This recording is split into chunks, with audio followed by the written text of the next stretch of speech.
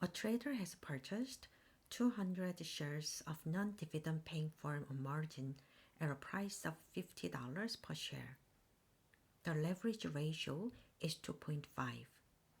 6 months later, the trader sells these shares at $60 per share, ignoring the interest paid on a borrowed amount and transaction cost. Question is, what was the return to the trader during 6 months period? The question is asking return of the trader of the leverage investment. In this question, leverage ratio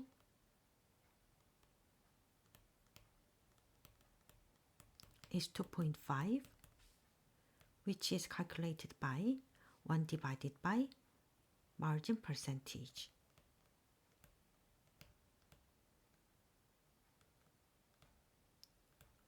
So margin percentage becomes 40%.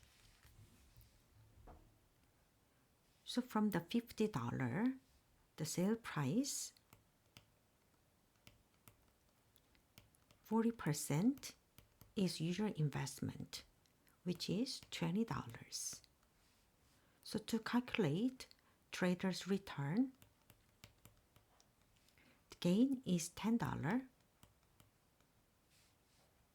and usual investment is $20. So the investment return becomes 50%.